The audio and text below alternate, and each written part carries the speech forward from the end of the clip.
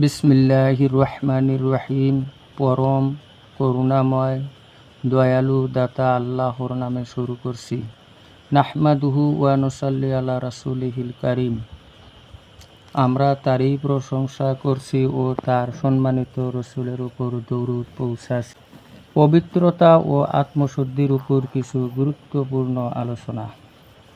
সূরা আল মুমিনুনের ১ নং আয়াত হইতে ৪ নং আয়াত নিয়ে আলোচনা আগ বাড়ালাম। ১ নং আয়াত, নিশ্চয় সফলতা অর্জন করছে মুমিনগণ। ২ নম্বর, যারা তাদের নামাজে আন্তরিকভাবে বিনীত। ৩ নম্বর, যারা অহেতুক বিষয় থেকে বিরত। ৪ নম্বর, যারা যাকাত সম্পাদনকারী। এই আয়াতগুলিতে আল্লাহ তাআলা যেসব মৌলিক গুণের বর্ণনা দিয়েছেন একজন মুসলমানের নিকট, যেগুলি আল্লাহ তাআলার কাম্য। আল্লাহ তাআলা চান আমার ঈমানদার বান্দাগণ এইসব গুণের অধিকারী হোক। তারা নিজেদের মধ্যে এইসব গুণ সৃষ্টি করুক। আল্লাহ তাআলা এই কথাও বলছেন যে যারা এইসব গুণের ধারক হবে এবং যারা এইসব গুণ সম্পাদন করবে তারা সফলকাম হবে। আল্লাহ তাআলা আমাদের সকলকে এইসব গুণের ধারক বানান এবং এইসব কাজের তৌফিক দান করুন। প্রথম গুণ এই বর্ণনা করছেন যে তারা নামাজের মধ্যে আল্লাহ তাআলার সন্তুষ্টি অর্জন করে। দ্বিতীয় গুণ, তারা অসার, অহেতুক ও অনর্থক কাজে লিপ্ত না হওয়া, অর্থাৎ অহেতুক কাজের মধ্যে নিজের সময় ব্যয় করাকে পছন্দ করেন না, অনর্থক কাজ থেকে বিরত থাকেন। তৃতীয় গুণ, ইহা হলো তারা যাকাতকে পুরোপুরিভাবে আদায় করে। যাকাতের আরও একটি অর্থ হলো আত্মশুদ্ধি বা পবিত্রতা অবলম্বন করা। আরও এরা এমন লোক যারা নিজেদের চরিত্রকে পরিশুদ্ধ রাখে এবং পাক পবিত্র রাখে। চরিত্রের মধ্যে যেসব নোংরামি ও অপবিত্রতা অন্তর্ভুক্ত হয় তা থেকে তারা নিজেদেরকে পবিত্র করে। রাসূল করিম সাল্লাল্লাহু আলাইহি ওয়াসাল্লামকে নবী রূপে প্রেরণ করার ৪টা উদ্দেশ্য। কোরআনে করিমে ৪ জায়গায় এইসব কাজের বর্ণনা দেওয়া হয়েছে। সূরা বাকারায় আল্লাহ তাআলা ইরশাদ করেন, আমি তাকে এই জন্যই পাঠাইয়াছি যেন তিনি মানুষের সামনে আল্লাহর আয়াতের সমূহ তেলাওয়াত করেন। দ্বিতীয়তে, আমি তাকে এই জন্যই পাঠাইয়াছি যেন তিনি মানুষকে আল্লাহ তাআলার আয়াতসমূহ শিখিয়ে দেন, কারণ মানুষ আমার এই কিতাব নিজে নিজে বুঝিতে সক্ষম হবে না। তৃতীয় কাজ হলো যেন তিনি মানুষকে হিকমত শিক্ষা দেন, প্রজ্ঞা ও বুদ্ধিমত্তার বিষয় শিক্ষা দেন। চতুর্থ কাজ হলো আমি তাকে এই জন্যই পাঠাইছি যেন তিনি মানুষকে পরিশুদ্ধ করেন, তাদেরকে পাক পবিত্র ও পরিচ্ছন্ন করেন। এখন যারা নিজেদের আমল আখলাককে পবিত্র করার জন্য পরিপূর্ণরূপে চেষ্টা করে,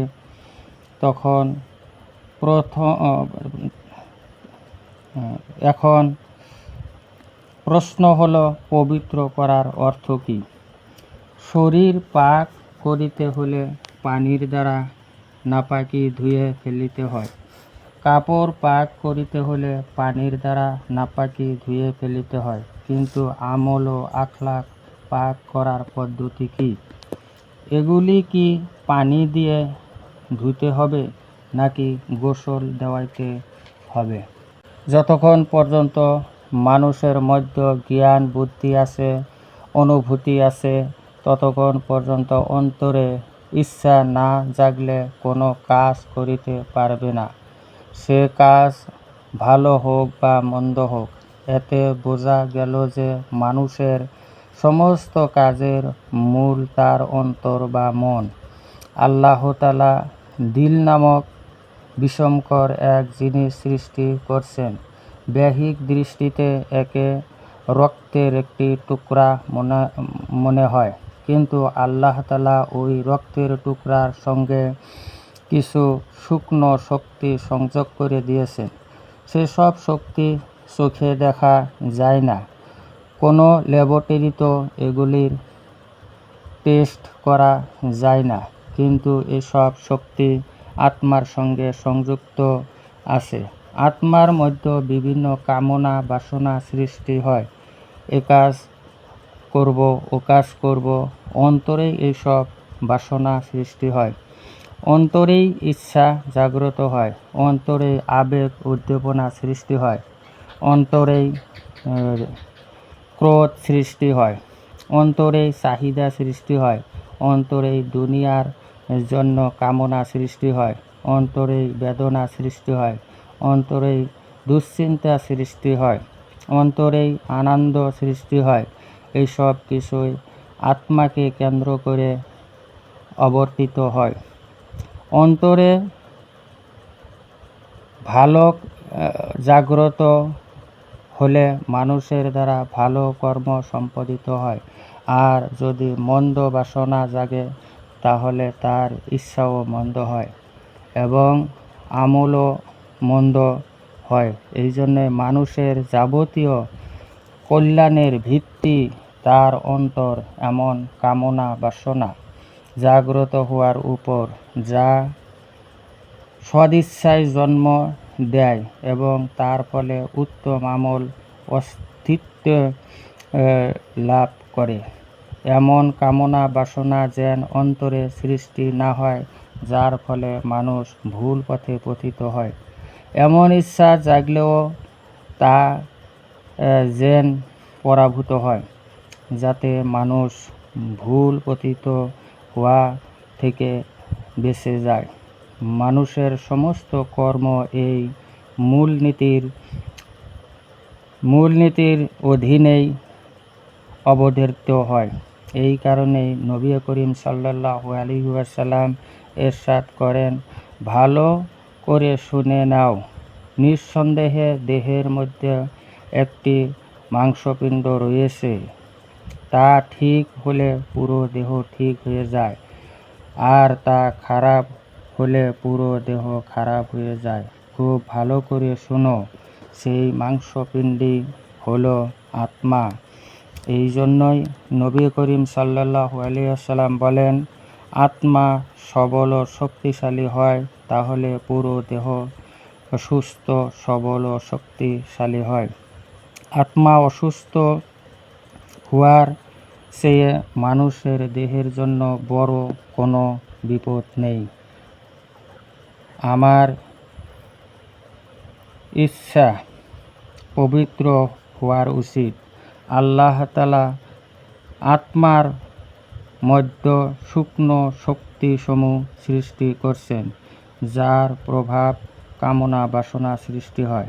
সেসব শুকনো শক্তি যদি পাক পবিত্র হয়, তাহলে মানুষের আমল সমূহ পাক পবিত্র হয়। আর যদি সেগুলি পাক পবিত্র না হয়, খারাপ ও নাপাক হয়, তাহলে আমল আখলাকও নাপাক হয়। ইখলাস আত্মার একটি উত্তম আমল। এর এক হাত, পা, নাক, কান, জবানের কাজ নয়, কারণ ইখলাস জন্ম নেয় অন্তরে। এটা আভ্যন্তরীণ আমল। ইখলাস অর্জন করা তেমনি ফরজ যেমন নামাজ পড়া এবং রমজানের রোজা রাখা, বরং ইখলাস এর চেয়েও বড় ফরজ, কারণ অন্তরে ইখলাস না থাকলে বাহ্যিক সব আমল বেকার হয়ে যায়।